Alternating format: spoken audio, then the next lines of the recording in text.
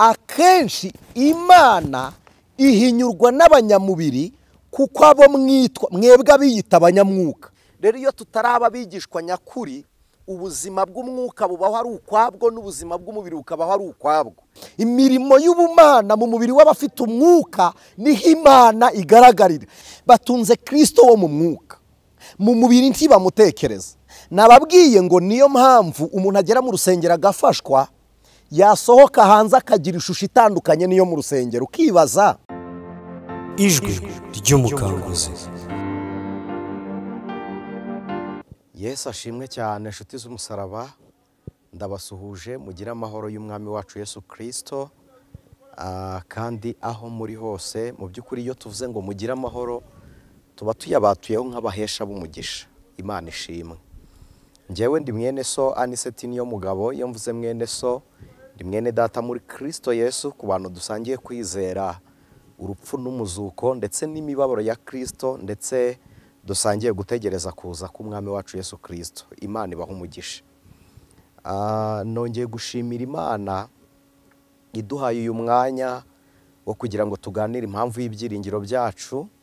Tumaze iminsi tuganira ku ijambo rivuga ngo kuba umwigishwa nyakuri cyangwa se kuba umwigishwa nyawe. Numvise Imana ibishyize ku mutima wanjye kuko abakristo benshi dukunda kuganira ijambo ry'Imana nibyo, ariko indangagaciro za gikristo zikatugora rimwe na rimwe, tukabivanga n'amahame n'imigenzo by'idini. Iyo tubivanze n'amahame n'imigenzo by'amadini tubarizwamo, twitiranya doctrine n'ubukristo, cyangwa se tukitiranya discipline yo mu itorero n'agakiza. Rero ndagira ngo tuze gukomeza tuganire kuri iri jambo ry'Imana, ariko tubanje gufatikanya gusenga. Nkuko mpora mbibasaba, gusenga ntabwo ari imikino, si umugenzo, ntabwo ari imihango, ni ibintu bikorwa n'umuntu wizeye Kristo mwami n'umukiza. Mumbabarire sinze kugira umuntu confusing, ariko mbabwira iki. Dukunda kuvuga ngo amasengesho, ngo nta sengesho ry'umunyagara. Dukunda kubivuga mu byiciro runaka, tukavuga ngo buri muntu wese usenga Imana iramwumva. Ariko nindi ubundi umuntu usenga akwiriye kuba azi Imana asenga, bwa kabiri azwi n'Imana asenga, kimwe kumenya Imana no kumenywa nayo. Imana yabwiye Mose, yaramubwiye ngo ubwo wangireyeho umugisha nkakumenya izina, icyo unsabye nacyo ndagikora, n'icyo uvuze ndagikora. Ariko kandi umunyashuramukazi nawe yaravuze ngo ndi uwiwe kandi nawe ni uwanjye. Undi umuntu usenga agomba kuba afite ubuzima buri mu Mana n'ubuzima bw'Imana buri muri we.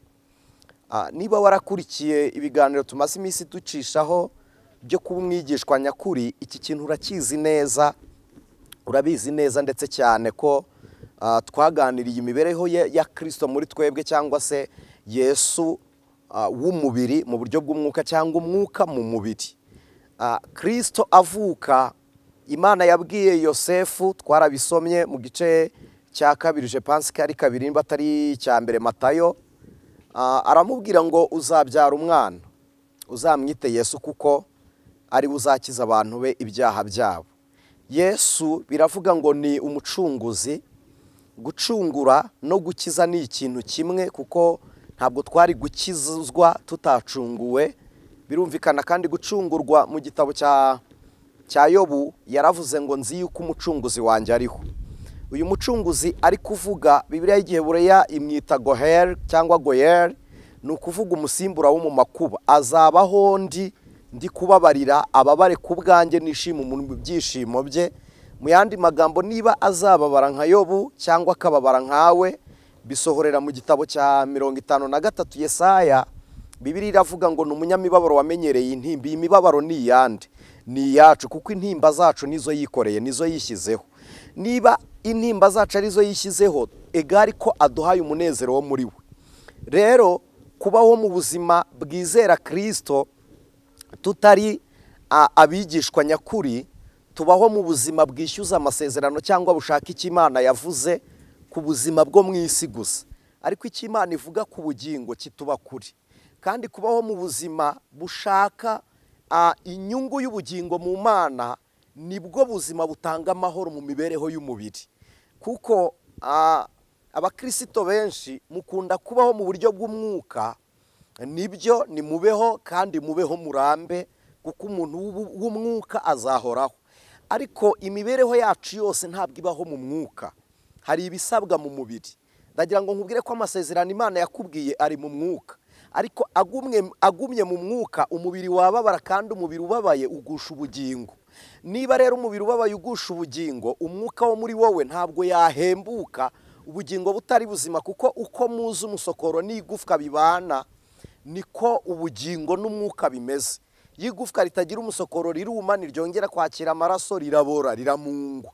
Rero n'umwuka adafite Kristo ntago abaho. Noneho n'ubugingo budafite umwuka wera ntibubaho. Mubifate nk'igufwa n'umusokoro. Mu yandi magambo, abakirisito benshi muzi ko kwizera ari ugutwara ibintu byose mu mwuka. Hari abantu tujya dukunda kuganira, ntabwo ari ukubasetsa, nkababwira nti ntabwo ingo ntizubakwa mu mwuka, gucuruza ntibiba mu mwuka. Hari ibintu byinshi Imana idukorera biba mu isi y'umubiri, ariko nibyo bigira inkomoko mu mwuka, bituruka mu mwuka bigakorerwa mu mubiri. Rero iyo tutaraba abigishwa nyakuri, ubuzima bw'umwuka bubaho ari ukwabwo, n'ubuzima bw'umubiri bukabaho ari ukwabwo. Icyo nshaka kuvuga ni iki: uyu muntu ufite umwuka mu cyiciro cy'umwuka gusa, abaho atagira ubwenge bw'umwuka. Ntamenya uburyo akoresha impano z'umwuka, ntamenya ijwi ry'Imana, ntamenya ngo ni Satani uvuze cyangwa ni Imana, ntagira imyitwarire y'ubumana. Mu by'ukuri ariko iyo ari mu rusengero arafashwa, akumva yagiye kure y'ibibazo, ariko umubiri yajyanye gusenga ameze nk'uwawirengagije. Iyo nenestezi ni ikinya kiba kimeze nk'ikikurimo, kuko umwuka wawe ntaraba kombine ngo ajye gutegeka umubiri atwara imirimo ya kamere. Kugira ngo rero woroherwe, ni uko ufata kamere yawe ukayicisha umwuka, agatsindagira iyi kamere, agasinzirizwa n'umwuka, kugira ngo umwuka akore ibyo kamere yanga. Tubeho mu buzima bw'ubushake bw'umwuka. Rero reka mbinginge tubanze dusenge, tubone kuganira kuri ibi bintu. Ni ubuzima, ni imibereho. Mu by'ukuri ibi nibyo ukeneye, nibyo viza n'ibyiza Imana irazitanga, amamodoka hari n'ibyo Imana irabitanga, kandi ibyo byose byagenewe twebwe. Maze iminsi mbabwira mu kiganiro, murekeraho kwihunza iby'Imana yabahaye. Tukunda kuvuga ngo isi ni ya Satani. No, isi n'ibiyuzuye n'iby'Imana, kandi natwe ubwacu turi urubyaro rw'Imana. Rero ubwo turi urubyaro rw'Imana, ibiri mu kiganza cy'Uwiteka ni ibyacu. Imana ibaha umugisha, ni umurage w'abizera. Rero reka mbinginge tubanze dusenge, dusome ijambo ry'Imana, tuze kureba uruhare rw'umwuka mu mirimo ikorerwa umubiri. Mana Data wa twese uri mu ijuru, Imana isumba byose, Imana y'inyembaraga kandi Imana y'inyembabazi, turagushimiye. Iyo dusenga tuvuga Imana itaboneka mu maso y'umubiri, ariko mu buryo bw'umwuka tuba turi kumwe nawe, udutuyemo, turi muri wowe, udukoraho tukagukoraho. Uri Imana itugenderera, ubuzima bwawe tukabwumva, imibereho yawe ikaba muri twebwe, ubugingo bwacu bukishimira umubyibuho. Turagushimiye. None nyaguhoraho, Imana isumba byose, ndakwinginze, nubwo uri Imana ibikora tutinginze, ni imvugo yacu tubura uko tukubwira, ariko tugushimiye kuri Imana yacu. Rero ndagusabye kugira ngo imitima y'abantu badukurikiye yose nyigomororeye kumva ijwi ry'ubugingo, ijwi ry'Imana, ijwi ry'umwuka rivugana nabo. Ubwenge bwari butangiye gukinga, cyangwa se ubumenyi bwakingaga ubwenge bwumva Imana ntitukumve, nibwuguruke, nibukinguke, twumve imvugo y'Imana, tumenye imikorere y'Imana, kuko ibi ari Imana yabishatse ikabigena ko tuganira n'uyu muntu ufunguye iki kiganiro ku ijwi ry'umukanguzi, kuko ari we wabigambiriye. Mu migisha wahaye aba bantu, wabahayemo umugisha wo kugira ngo nibi babyumve. Uyu nawe ni umugisha wabo, none umugisha wabo nturiganwe. Kingura ubwenge n'umutima babyumve, umubiri wabo uhindurwe no kwizera, imbaraga z'agakiza k'Uwiteka zibe muri twe. Turagushimiye Mwami, turagushimiye Mwami, turagushimiye Mwami, turagushimiye Mwami. Dusengeye umuntu urwaye, ikiganza cyawe nikikore ku mutwe, kore mu mugongo n'agatuza mu izina rya Yesu, kandi kihatinde, gikore mu nda, mu magufwa yose agize umuntu, gikore mu mitsi yose, amaraso n'imisokoro, gikize werekere no mu nguni z'umutima, womore ndetse ukiza agahinda n'umubabaro, imvune n'uruguma rwo mu mutima, Uwiteka bare ubyomora mu izina rya Yesu Kristo. Mana turagushimiye, uramira uwaguye kandi ubane n'uwatawe, kugira ngo hatagira uba wenyine kandi yizera umukiza. Dusenze twizeye ku bwawe none n'iteka ryose Yesu Kristo, amen. Imana ibaha umugisha, Imana ibaha umugisha. Reka dusome igitabo cy'ubutumwa bwiza bwa Kristo bwanditswe na Matayo, ni igice cya 28 umurongo wa 16. Haravuze ngo nuko abigishwa 11 bajya i Galilaya ku musozi Yesu yabategetse.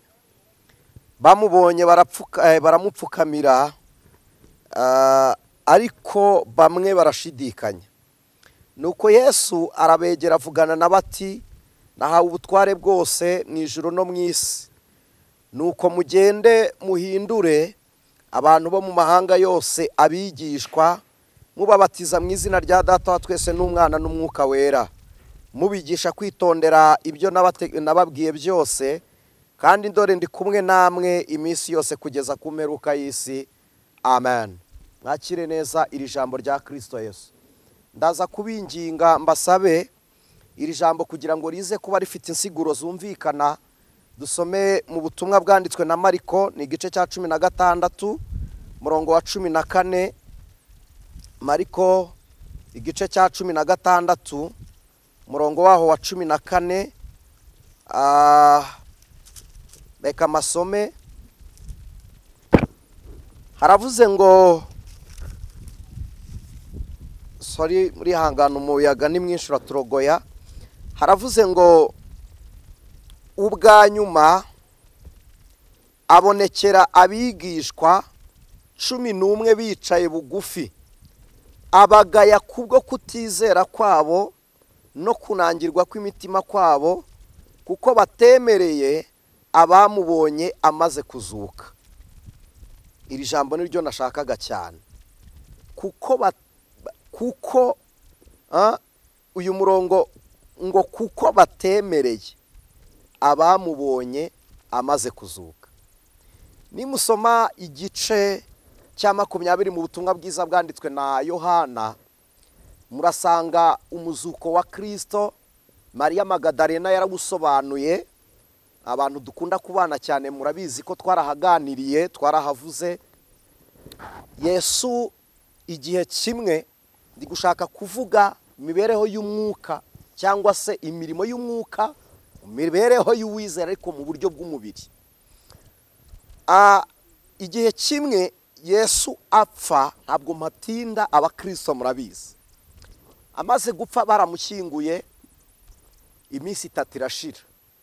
Mariya Magadalena arabyuka, afata ibihumura neza arabyikorera, arangije ajya kumva, ajya ku irimbi, ajya ku kaburi. Agezeyo abitura hasi. Kubera iki Mariya Magadalena atwaye ibi bihumura neza? Birasobanuye ngo uwo ngiye kureba yarapfuye ndetse aranuka. Gutwara iyi mibavu bajyanaga ku irimbi cyari igisobanuro cy'uko bizeye ko bagiye kureba anuka, noneho umunuko we ntuze kubabuza kuhatinda. Mariya yikorera ibihumura neza. Mu nyumvi, ibi bihumura neza biragaragaza ko Mariya Magadalena atigeze yizera umuzuko wa Kristo.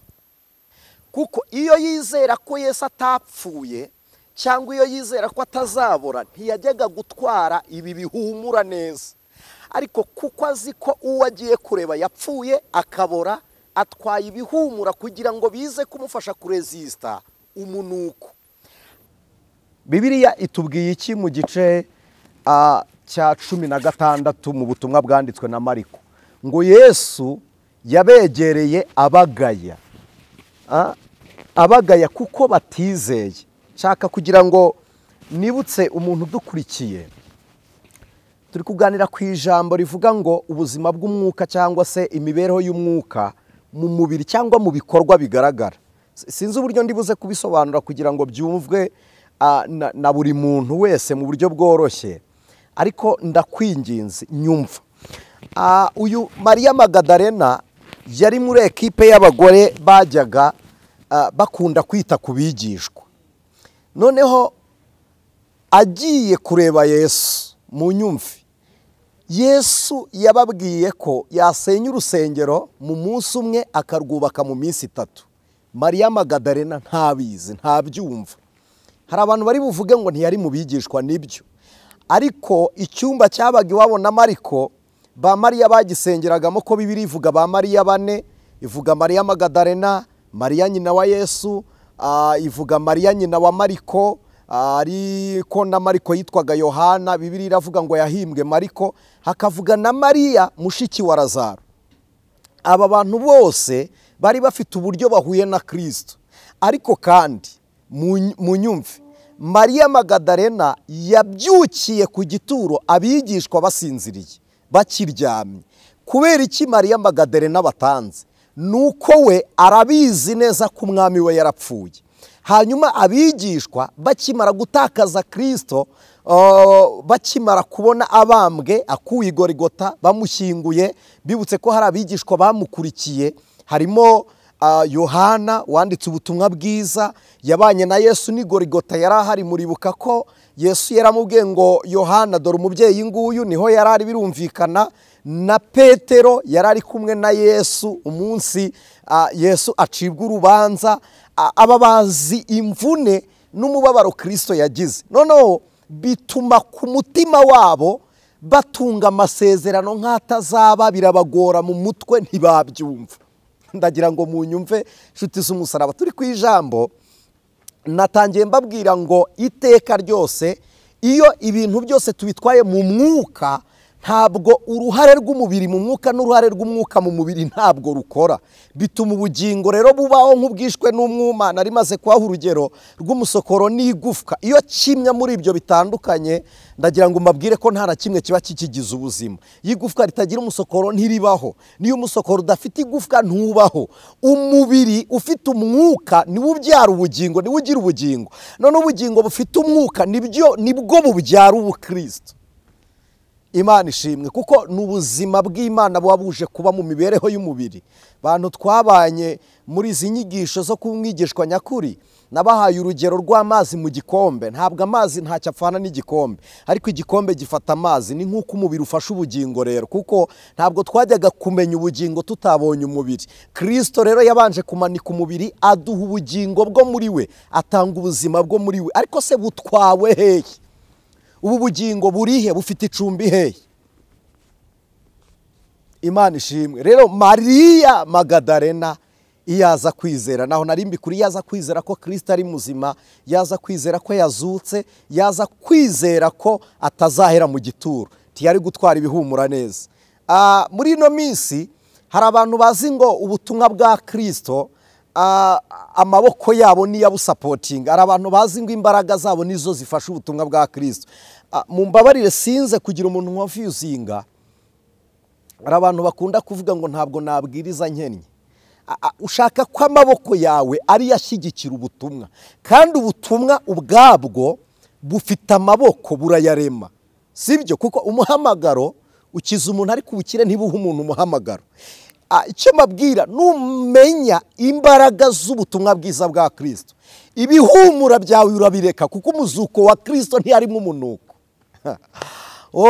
Ibihumura byawe bisige, kuko Mariya n'ubundi ntacyo byamumariye. Yabikubise ku gituro, arebye abona Yesu ntarimo. Reka nihute marenga aho ngaho. Abonye Yesu adahari, arababara, ariruka, ajya kubwira Yohana, abwirana na Petero, arababwira ngo umwami wacu bamujyanye. Umwami bamujyanye, aracyamwita umwami, ariko ndibaza ubwami bwabo bazaburagwa bate bakiri kumufata nk'uwapfuye. Byari bigoye ko bari kumwita umwami kuko niko bari barizeye, ariko muri bo nta bwami bwa Kristo burimo kuko barafata Yesu nk'uwapfuye, ntabwo bari kumufata nk'uwazutse. Niyo mpamvu marayika yamubwiye ngo mwe gushakira umuzima mu bapfuye. Mu yandi magambo, mugume mu byo mwumvise muri Kristo kuko ibyo yavuze azabisoza, kuko ariho ntiyaheze mwumva. Imana ishimwe, ntabwo yaheze mwumva, arahari, azabisohoza. Kugeza ubwo Petero yaje yirukanka, Yohana ngo amutanga kugera kumva, Yohana nawe ntiyinjira, aravuga ngo wajyanye umwami singe yareka. Petero ahageze abonye Yohana ari hanze, aravuga ngo njye kwinjira ntacyo bitwaye. Abona imyenda y'ibitare, simpatinda, barongera barasohoka, basubirayo, baragenda. Yohana ikintu hasanze ni umwenda, Petero ikintu habonye ni umwenda, ariko Mariya Magadalena arahatinda. Ahari umwenda haba marayika, ahari ku birenge haba marayika, abona abamarayika babiri. Nyuma ya marayika abona Yesu, ntiyibwira ko ari Kristo, amufata nk'aho ari umurinzi w'agashyamba. Hari abantu benshi imirimo igaragara cyangwa ibitangaza biboneka mu biharira Satani. Abantu barakora ibitangaza mukavuga ngo ni ibya Satani, ngo kuko ngo abantu bigaraguye hasi. Siyo shusho, byakabaye ibya Satani ari umwuka w'Imana ubikubwiye. Ariko niba ari ibimenyetso urebesha n'ubwenge bwawe buretse kwanzura, kuko Imana ikora mu buryo bwinshi butandukanye, buretse kwanzura kuko ntifite formule. Imana ishimwe. Petero asubirayo, Mariya abona abamarayika. Yesu avuganye nawe ntiyamenya ko ari we, aramubwira ngo mutware, ndakwinginze, niba ari we wakuye umwami wanjye hano, nyereka aho wamushyize nanjye njye kumushyingura. Koresha ubwenge butekereza. Mariya yari yarumvishe Yesu, ariko se mu buhe bwenge? Baramwumvishe biguma mu mutwe. Ibizasohora bya Kristo mu mubiri kuri bo ntibihari, mayindi yabo ntibitekereza. Batunze Kristo wo mu mwuka, mu mubiri ntibamutekereza. Nababwiye ngo niyo mpamvu umuntu agera mu rusengero agafashwa, yasohoka hanze akagira ishusho itandukanye niyo mu rusengero. Ukibaza, uyu muntu wamushakira icyumba mu rusengero akaba ari mwatura, ko nyuma y'amateraniro yangiza ibirutaho? Kubera iki? Atunze Kristo. Sinzi niba ndi buvuge ngo wo mu rusengero atunze Kristo mu mitekerereze, ariko uwo mu mpinduka ntaramubona. Nababwiye abantu dukunda kuganira, ubuzima bw'abizera abantu benshi babutwara mu mwuka, kandi Imana ibirekeye mu mwuka mwabaho mu buzima bubabaye iteka ryose. Kubera iki? Imana yagusezeranije akazi, nikabaho mu mwuka, umwuka wawe ntazagakora. Ni ngombwa ngo Imana igasoze kabe mu mubiri. Igusezeranyije inzu, ariko kandi Imana nubwo ikubwiye inzu, umwuka wayo ufite inzu. Bibiliya iravuga ngo ntimuzi ko imibiri yanyu ari insengero z'umwuka w'Imana uri muri mwe. Umwuka wafite inzu, ariko si umubiri watuye. Nidutwara ibintu byose mu mwuka tuzahomba, hari ibyo tuzahomba. Ahubwo niba wizera, gera ku rwego wizera, utangire no kubona Imana mu bigaragara. None nutangira kubona Imana mu bigaragara, bizatuma ukiranuka no mu bigaragara. Kuko abantu benshi dukiranuka ku rurimi, ariko mu bikorwa twabuze agakiza k'abantu. Niyo mpamvu hagwiriye abantu babwiriza, ariko abantu bakora imirimo y'ubutumwa bwiza turababuze. Dufite abantu benshi bavuga agakiza, ariko abantu bahindutse agakiza ntabwo turi kubabona. Bameze nk'abatwaye ibihumura byabo. Uyu munsi nicyo kintu gituma mwumva ubutumwa, nuko umuntu aba afite ibihumura bye, etaje iri hariya arababwira ngo Yesu yagize neza, mugahita mwumva ineza y'Imana. Ibyo ni ibihumura bye. Niba twaparitse turababwiriza mwumve, niba twambaye amasuta amakaravati turababwiriza mwumve. Ibyo ni ibihumura. Mariya Magadalena nawe yarabijyanye, ariko ntabwo ubutumwa bwa Kristo bwumvikana bitewe n'imirimo yawe. Ndagira ngo mabwire ko ibitangaza bifasha abatizera, ariko kubizera igituma ubutumwa bwumvikana ni ukubuvuga. Agomba kuba ubutumwa mbere yo kubuvuga. Narabibabwiye, n'iyi ntumwe icecetse, wowe ubwawe uba uri ubutumwa. Mbere yo kuvuga ubutumwa tugomba kubanza kuba ubutumwa. Imirimo y'umwuka mu mubiri mu buryo bugaragara ikorera mu mubiri ni igice kimwe kijya gikonfuzinga abantu. Iyo tuvuga ngo no muri Matayo harabivuze, Bibiliya iravuze ngo mubabatize mu izina ry'Imana Data, Imana Mwana n'Imana Mwuka Wera. ndagira ngo mbabaze iryo zina ni irihe? Iryo zina ry'umwana, izina ry'umwuka, izina rya data ni irihe? Iryo zina twizereramo, reka turisome, reka tuze kurisoma. Abantu twabanye nagiye nkunda kubabwira ngo twe gukoresha amagambo kuruta inyandiko.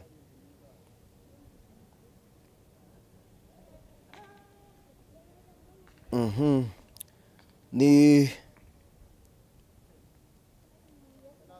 urihangana tuharebe, nta rindi zina twahawe gukirizwamo.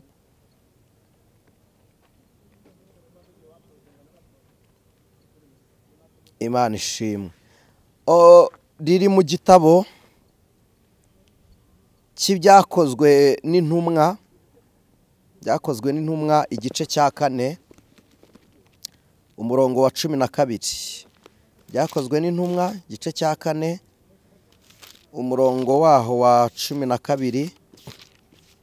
Ni igitabo cyanditswe na Luka,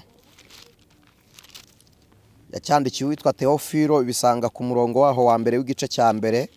Yaravuze ngo Teofilo we, muri cya gitabo cya mbere nanditse ngo ibyo Yesu yabanje gukora no kwigisha byose yarari kubwira Teofilo, birumvikana. Tutarasoma umurongo wa 12, reka turebe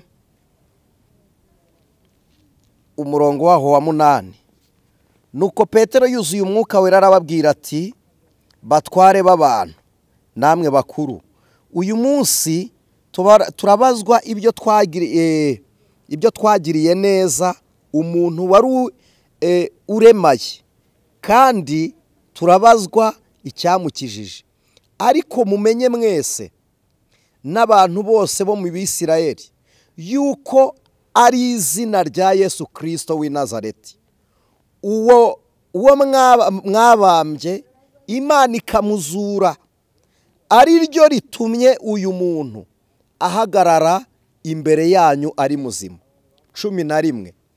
Yesu niwe buye ryahinyuwe, namwe abubatsi, kandi ryahindutse irikomeza imfuruka. 12. Kandi nta wundi agakiza kabonerwamo, kuko ari nta rindi zina munsi y'ijuru ryahawe abantu dukwiriye gukirizwamo. Amen. Iri zina Petero Abisirayeli bamwe babanje kumwibeshyaho, kuko Yesu yaravuze ngo nzubaka itorero kuri urwo rutare. Bumvishe Petero bagira ngo niwe rutare. Twarabisobanuye ku ijwi ry'umukanguzi. Hari Pedra na Pedro.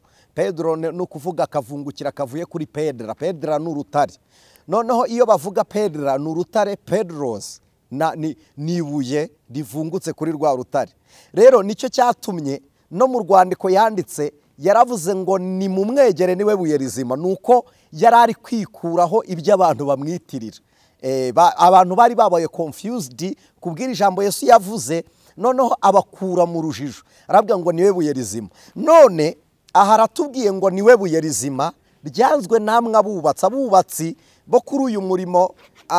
Bibiliya ibivuga ni Abisirayeli, ryanzwe nabo, ariko ngo ku Mana rihinduka irikomeza imfuruka. Icyo nshaka kuvuga ni iki? Hano Bibiliya iravuze ngo mwigisha abantu kwitondera ibyo nabategetse. First of all, kugira ngo witondere ibyo wategetswe ni ukumenya ugutegeka, ukamenya ko agutwara. Nicyo ubundi cyitwa ubwami. Ubwami iyo buhari wemera ubwami, uba ugomba no kwemera guhakwa, sibyo? Kuko nta bwami budahaka, nta bwami butagira imbata. Ugomba kwemera guhakwa, wamara kwemera guhakwa ukemera ubutware, wamara kwemera ubutware ukanayoboka. Umuntu uba mu bwami arayoboka. Imana ishimwe. Ibyo nabategetse, ntabwo nza kwatinda mu mategeko harimo abiri: kundisha umutima wawe Uwiteka n'ubwenge bwawe bwose. Noneho kabiri, ukunde mugenzi wawe nk'uko wikunda. Uru rukundo rusohora iyo twamaze kumenya Imana mu buryo bw'umubiri, kuko Imana igaragarira muri bene so. Ndagira ngo nze gukonkiriwa ndatinze mbibutsa amagambo Yesu yavuze. Yaravuze ngo igihe nari ndwaye nzavuga ngo ntimwansuye, kandi nta vuriro ryigeze rivura Yesu, ahubwo igihe wa wundi wari ubabaye yari ari kubabara, Kristo yari ahari ababarana nawe. None niba ababarana n'abababaye, iyo utabaye ubabaye uba ukijije Kristo kubabarana n'abababaye. Iyo wishimana n'abishimye uba ufashije Yesu kwishimana n'abishimye. Iyo usura imbohe uba ufashije Kristo kugira ihumure mu nzu y'imbohe. Kubera iki? Kuko nawe asura imbohe. Imana ishimwe. Rero banza wige kubona Imana mu bifatika mu mubiri, nibwo agakiza kazaba gasohoye. Imana mu bifatika uzamenya kwambika umubiri wawe, uzamenya kurinda ururimi, uzamenya aho ikirenge gikandagira, uzamenya aho wicara. Kandi niwiga kubana n'Imana iriho ifatika mu mubiri, uziga kumenya abantu wicarana nabo, uziga kumenya abo mugendana. Kuko agakiza kabonerwa muri Kristo Yesu ntabwo ari ak'abantu batera waraza, ntabwo imyambarire y'urukozasoni, ntabwo ari iy'abakristo bafite Yesu. Kuko Imana mu mubiri, Pawulo yaravuze ngo twiheshe agaciro nk'abakozi b'Imana bagabura ibyayo. Kuko iyo dufite Imana mu mubiri, ni ukuri mumenya abashonje. Iyo ufite Imana mu mubiri umenya abababaye, urababarira, ugira imbabazi. Kuko ntabwo tuzababarira Imana nta kosa yadukoreye, ariko abo bantu baguhemukiye nibo bakeneye imbabazi. Rero kugira ngo Imana igaragare mu bikorwa bifatika, nuko abayitunze mu mwuka muyikura mu mwuka, tukagaragaza imirimo y'Imana mu mubiri. Kuko Imana ntizagaragara, ariko hazagaragara imirimo y'ubumana mu mubiri w'abafite umwuka wera. Imana ishimwe. Imirimo y'ubumana mu mubiri w'abafite umwuka niho Imana igaragarira. Muri iyi mirimo rero harimo kwitanga, muri iyi mirimo harimo gufashanya, muri iyi mirimo harimo kwera imbuto, muri iyi mirimo harimo gusura. Iyi mirimo gusurana, iyi mirimo inshuti z'umusaraba, tumva nabifata nkabiguteramo nkuko ndi kubyumva. Hari igice abakristo mwibagiwe. Ntabwo agakiza gatura mu mubiri ku buryo kaba gafunze abantu ntibakabone. Umubiri ufite agakiza ugaragaza agakiza kuruta uko umubiri wawe wagaragaye. Umubiri ufite agakiza utyaza ururimi ukavuga ibikwiriye. Umubiri ufite agakiza niwe Imana igaragariramo. Rero mukuri Imana mu bitekerezo, muyerekane no mu bigaragara. Hari uburyo ndi kubyumva ku rwego numva nabibumvisha. Mwe gutwara Imana mu mwuka mugira ngo muriho mu buzima bw'umwuka gusa. Ndagira ngo mbibutse ko habanza imibereho y'umubiri hagaheruka umwuka. None umubiri wanyu kuhakana Imana, Imana izagaragara ite mu bantu mubana nabo bambaye umubiri? Umubiri wanyu nuhakana Imana mu bantu murimo bambaye umubiri, Imana yanyu izagaragara ite? Reka duhuze nsenge, ariko mbibutsaka. Hari insengero tugenda tugeramo ugasanga ni za buri bwoko bufite aho busengera. Ugasanga ubwoko runaka buteranira aha, ubwoko runaka buteranira aha, korari ntiyajyamo runaka. Bene data, Imana yo mu mubiri, iyo dutunze Imana mu mubiri, tumenya ko buri muntu wese ari ikiremwa cy'Imana. Abagufa, barebera, abirabura, abazungu, abera, abo mwita buri zina wita bavandimwe. Dukwiriye gufata Imana tukayikura hirya iriya mu kirere cya kure muyitungira. Ariko uzi kuba ukijijwe uri umunyamasengesho, agakiza umugabo wawe ntabona agakiza ugira? Uzi kuba uri umunyamasengesho umugore wawe atazi agakiza ufite? Uzi kuba uri umunyamasengesho umuryango wawe utazi agakiza ufite? Akenshi Imana ihinyurwa n'abanyamubiri, kuko abo mwitwa mwebwe abiyita abanyamwuka, kuko muba mutayigaragaje mu cyiciro cy'umubiri. Rero ni mwimuke muri icyo kirere mutagisize, ahubwo muvaneyo imirimo, kuko imirimo y'umwuka ntibera mu mwuka, igaragara mu mubiri. Rero kugira ngo tumenye impinduka z'umwuka mwuzuye, nuko mu mubiri tubona imirimo y'umwuka. Imana ibaha umugisha. Mana data wa twese uri mu ijuru, tugushimiye ku bw'aba bene data. Umubiri twawise izina, twibagirwa ko umwuka yaje kuwutransforma, kuwucura, kuwuhindura. umubiri twawugize umuhutu tuwugira umututsi, umubiri twawugize umuzungu tuwugira umunyamurenge, umubiri twawugize umutwa, umubiri twawugize abatsobe n'abanyiginya, twawugize abasinga n'abagesera, umubiri twagize uko tuwugira. Ariko umwuka yaje muri twe kutugira umwe muri Kristo Yesu, ariko umubiri turacyawutandukanye. None Mwami turakwinginze kugira ngo imirimo y'umwuka igaragare mu mpinduka z'umubiri, twitwa abakristo kuko ari ryo zina duhuriyeho ku bwa Kristo waducunguye. Turagushimiye Mwami, habwa ikuzo muri twe, cyubahiro kibi cyawe none n'iteka ryose Yesu Kristo, amen. Imana ibahe umugisha.